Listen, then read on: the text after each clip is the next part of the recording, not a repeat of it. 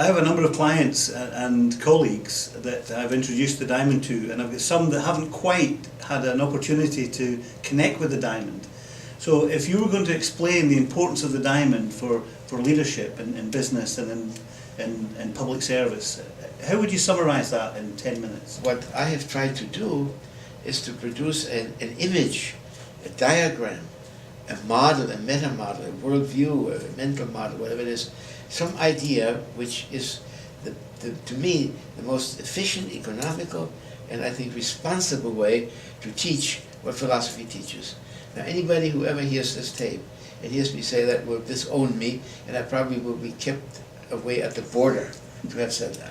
But that's what a philosopher tries to do. In his own words, digest the history of philosophy and then bring out, this is what the history of ideas, the history of civilization adds up to. If you want to have young people, who need to be introduced to that. So I started with what I call a map of being, and to make it more expensive, I call it an ontograph, which is my simplistic translation of that into the Greek.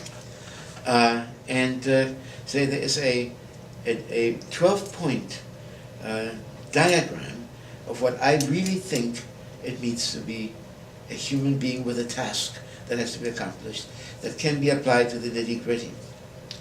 And I call that a description of what it means to exist as a human being in the world. It's a description.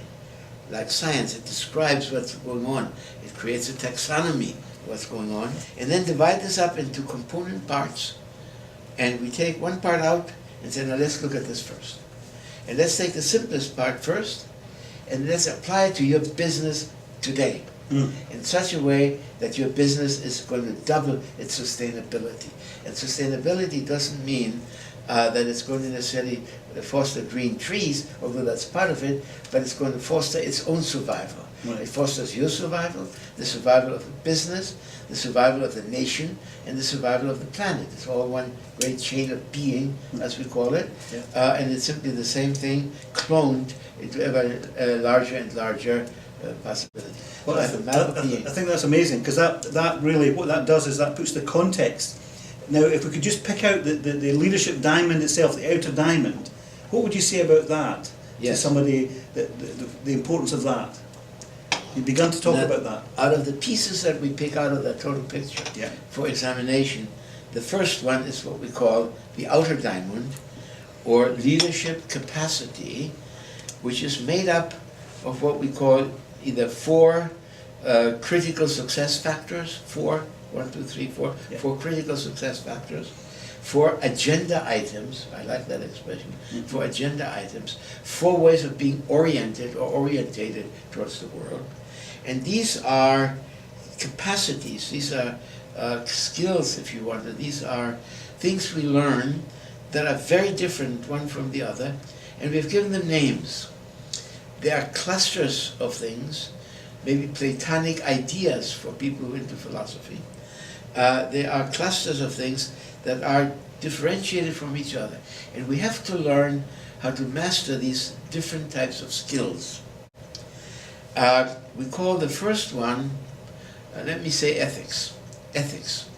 Ethics is a skill, and we talked to you about ethics, what that may be. It essentially is, how do you deal with the people phenomenon in your life? Now, the people phenomenon is a key part, and maybe the most difficult part of your life.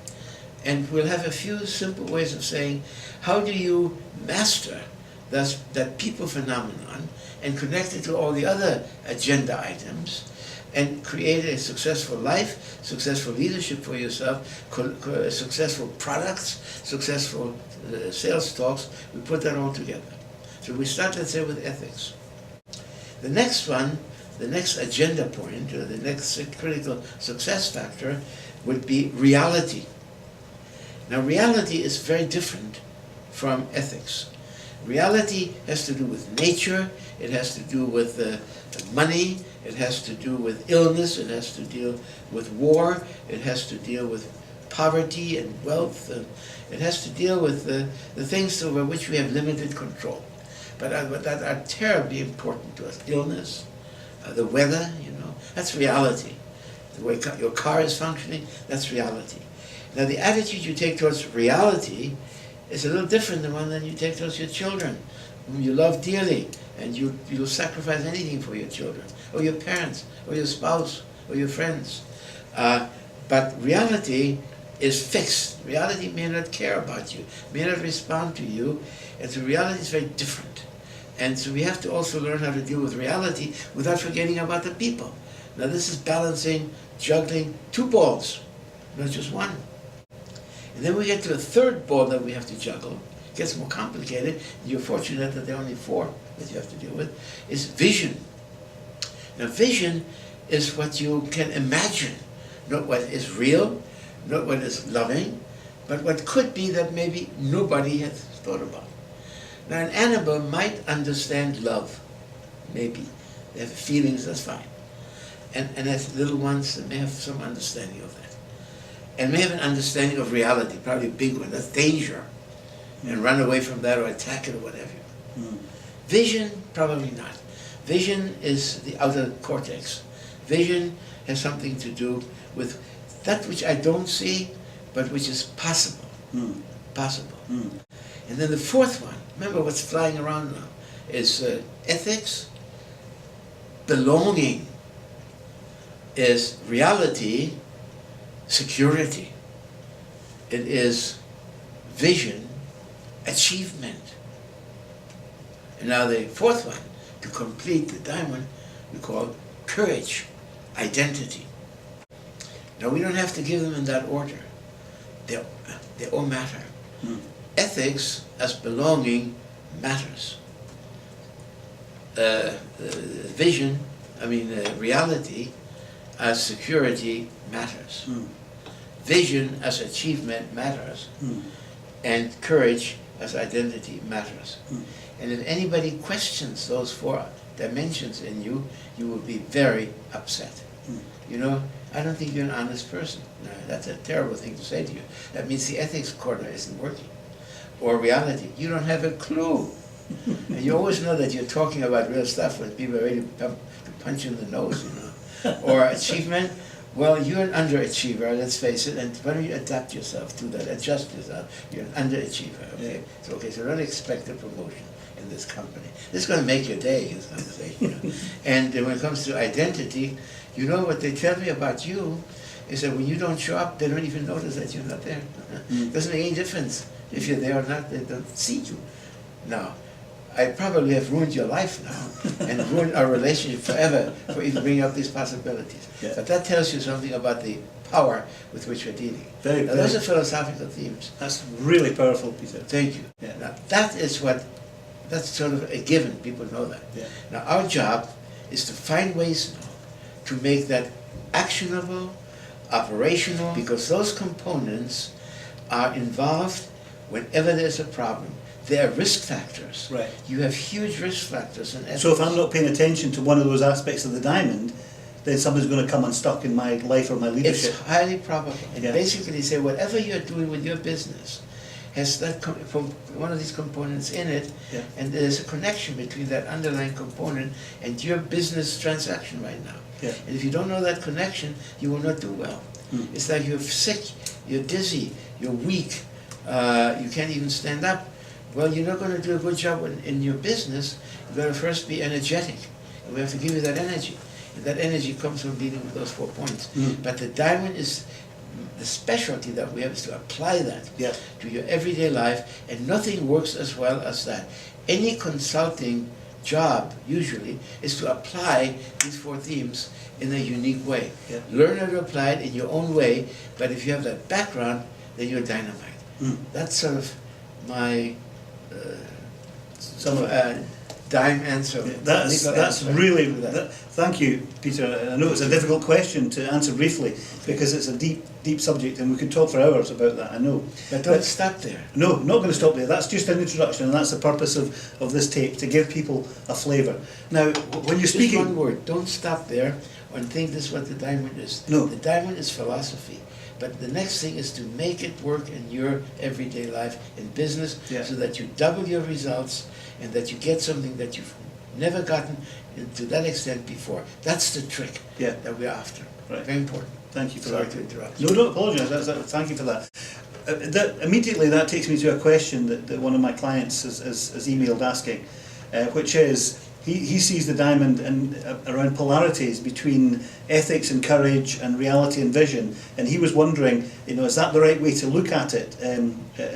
Because he sees the model as very elegant, and he really likes the polarities and paradoxes that are in it. So could you answer his question? So you see, that's a very profound question. Whoever that person is, I want to take my hat off to that person. We deal with 12 themes that the professional practitioner of anything, whether it's psychiatry or organization development, whether it's financial coaching or engineering coaching, or whether it's political support or what have you, has to deal with only 12 points. And these are the 4 maybe early ones to start out with. Yeah. Now polarity is another theme that is added to those 4 themes. And we have an outer diamond, and then we have 4 different diamonds that are connected with each other. By the way, in South Africa, they say that a leader is just a chunk of coal who's stuck to his or her job, and that makes you into a diamond. And all The that pressure has made them into a diamond. Right. Yeah. And so we go on, and the theme of polarity is extremely important. But that we discuss after people have ingested those 4 diamond agendas. Then we go to a second set of agendas, which deepens all of that, which are also 4 themes that I don't want to get into right now. Okay. The inner diamond, and the last one of those is polarity. And of the first 8, polarity is the last one because it's the most basic one. Yeah. And so polarity is a higher level of thinking.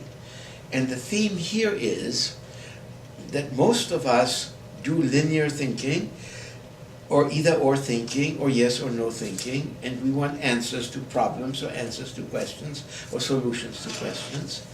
And some of the really big issues in leadership don't have solutions.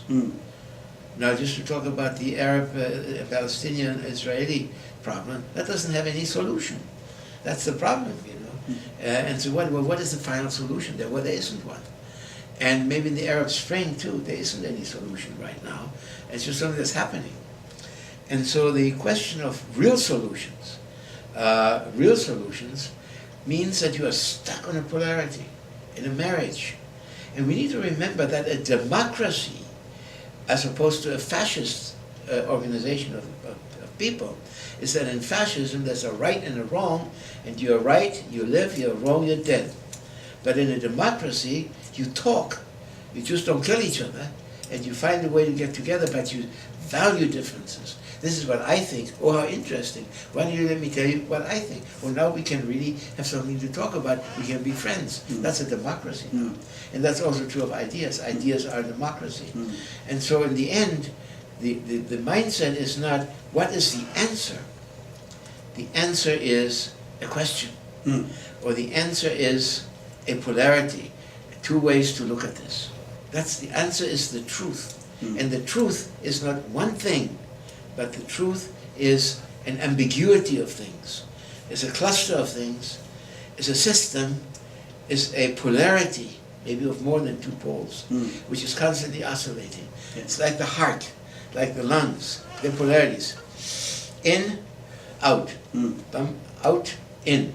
And if somebody is uneducated enough to say, well, which is better, in or out? Don't ask me, because if you come up with a solution, I'm dead. Instantly dead. Yeah. So the point is essentially that think differently. What's the question? Not what's the answer. Yeah. What is the dialogue that you need to engage in order to move to the next level? Yeah. Okay, we're in version 1.0 of thinking. Yeah. There are certain issues that need version 2.0, and you cannot explain version 2.0 if all you have is version 1.0. We've got to get to talk about polarity, but that takes some time. Yeah. What a great question. Thank you. No. So dealing with polarities is enormously difficult. And this is not a time to talk about polarity management. But the whole diamond is practice in polarity management. And that means you move from version 1.0 to version 2.0 on how you think. And basically you have to deal with a larger population, both the professional population and the voting population, to improve their capacity to deal with that polarity in their personal, business, professional, and political life.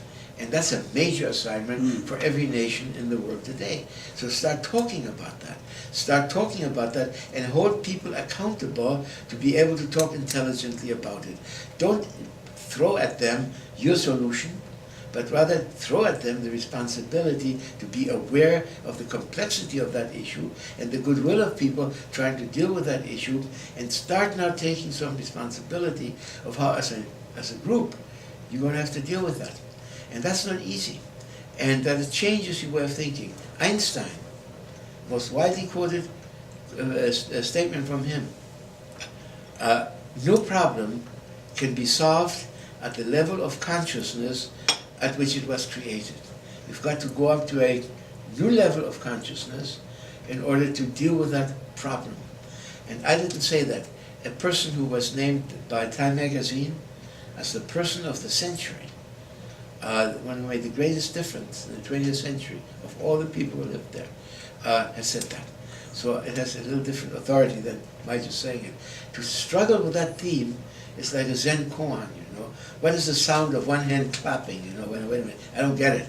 Well, we have to stop thinking in old ways, we've got to start thinking in new ways. The diamond is the vocabulary of teaching new ways of thinking in a way that people can actually put it into practice. I think that for me this is one of the reasons I like the diamond. I think it's a very elegant and simple model, and it's a model that has depth. It's a model that leaders can immediately connect with. And I told you the story of the leader when I explained, just briefly spent 5 minutes explaining the outer diamond, and he immediately was able to realise why a project that he had been leading had completely failed. He realised that suddenly the diamond gave him a lens through which to analyse a project, and he understood why it had failed in a way that he hadn't before. And that moment of insight came through using the lens, and it was very powerful. You see, that and it was quick. It was exactly. quick. It took 5-10 minutes. Yeah, that happens. Thank you very much. Yeah. That happens. Yeah. And it happens because you are now using all the muscles of the brain orders. Extending the conversation, we deepened it. You deepened it, And yes. we got it better both ways. Absolutely. And a different lens, a different I analysis. like that. Yeah, me too. Very much. Okay. Yeah, thank you. Thank you. Yeah, thank you.